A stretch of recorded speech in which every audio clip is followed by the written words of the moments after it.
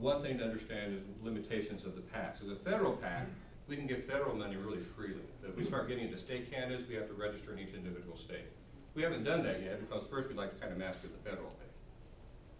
Might we do that if we're successful and keep moving forward in the future? Yeah, we might open up some state ones to be able to start helping state candidates, state level. So, yeah. Tim, and then Bruce. What does it take to set up a PAC? You fill out the form, you fill it out correctly, you submit it. Now, that sounds easier said than done because there are complications for it. Really, the first thing to set up this PAC is, if you're going to be serious about it, you either get volunteer help who knows what it's talking, or you pay somebody to tell you how to do it.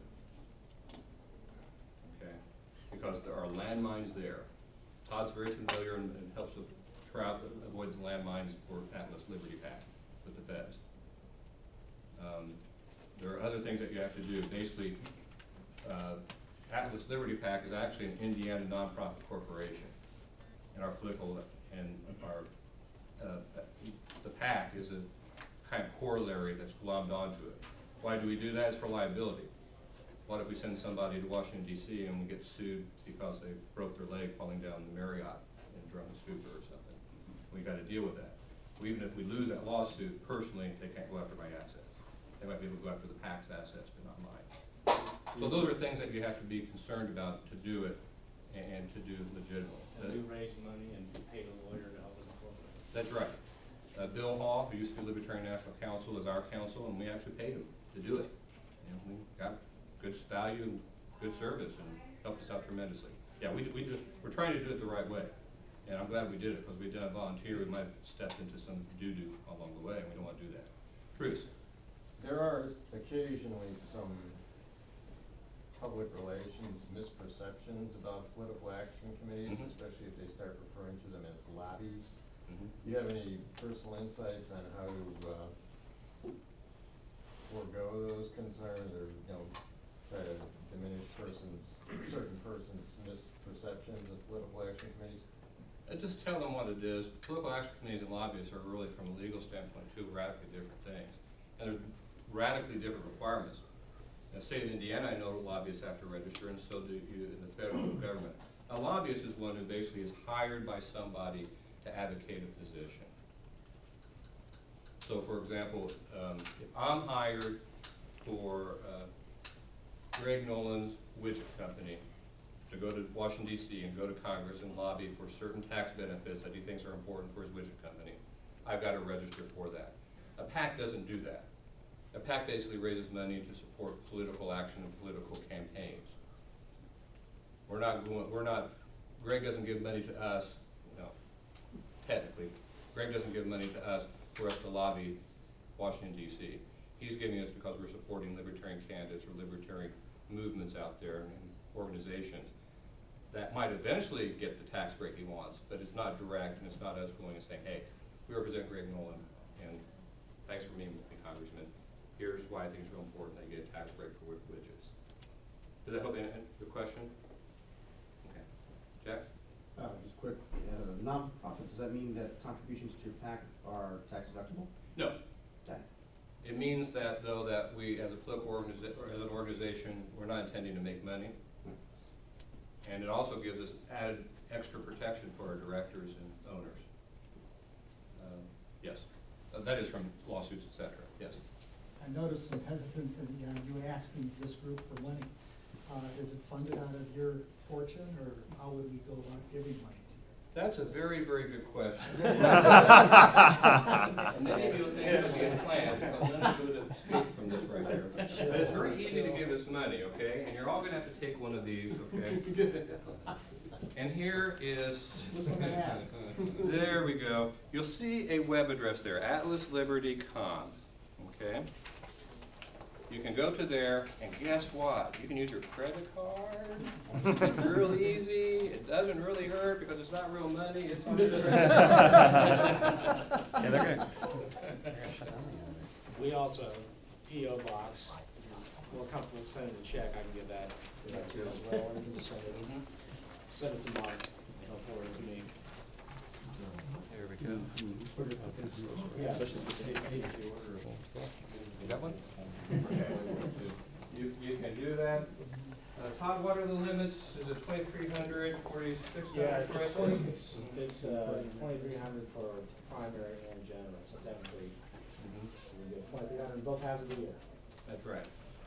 That's right. Now, that's right, it's 2,300 in both halves of the year, so you and your spouse can give us, okay, 8,600 a year, okay? It's 8,600 a year, that's nothing. That's play money. You're not gonna have. 9,200. 9,200? Math. I have just proved why it is that I don't teach math, yes. You can give slightly less than $10,000. Now, let me tell you something, though, about what we're doing, okay? We are actually starting an active campaign. And guess what we're doing? We've negotiated it, we're raising money, we're looking for $23,000 to get our political consultants on board to start our fundraising apparatus, and a huge fundraising apparatus. We're using somebody who teaches at campaigns and elections, we can raise the money. So we really, really, really could use any donation. And let me tell you something about fundraising, okay?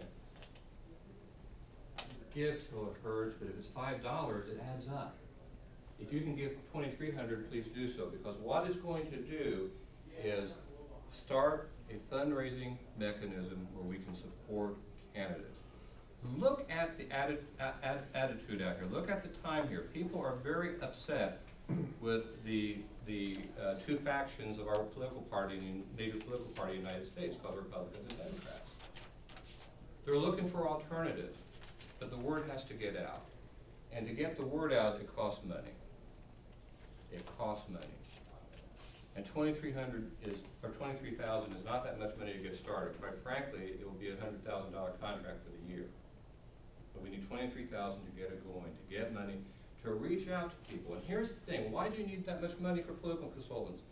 Because they know what they're doing. But here's the other thing, their chief fundraiser will be helping us raise funds in this group, called Bruce Bonamigo and Associates. Bruce Bonamigo has been active in the Log Cabin Republicans, and he's been active in the Republican Party. And actually, because I met him at campaign elections, he realized that he has a lot in common with libertarians and is very interested in libertarians.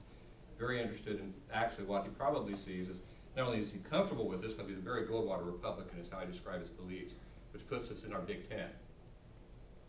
But he also, I'm sure, would be very happy that if we're successful, he wants to be the libertarian consultant, of course. But he's interested in us, and he's interested in what we're doing. But what are other benefits? He knows where the mailing lists are. Okay, oh my gosh, what's a mailing list? I can buy mailing lists, but I have no idea if they're any good or not. He can say, I've used these mailing lists and they're crap. I've used these mailing lists on libertarian ideas before, and we generate lots of money for libertarian-leaning candidates in the other parties. So those are things to think about, and you kind of go, well, why should I give money for that? Again, we need to get the movement going in all different fashions. And if we get that money going, and again, if the National Party asks for money, it's very important to give to the National Party. But they do different things. What I can do with the Liberty PAC is help support candidates. Have Greg Nolan go, here's my application, here's why I'm a good candidate, I need $5,000, and we can do it all across the nation with good candidates. And to start sending people, more and more people. I mean, it'd be wonderful, and Jordan Lieberman would love this, probably why he'll go to dinner with me occasionally, is he would love to have 50 to 100 libertarians at this seminar, which has about, what, 400 people, 500 people? Mm-hmm. Yeah. He would love that. By the way, in 2007, real quickly, the Mongolian delegation to the training outnumbered the libertarians present. Okay? Now, I think that needs to change, okay? So think about that. Again, Mark W. Rutherford, give money to Atlas Liberty. Thank you.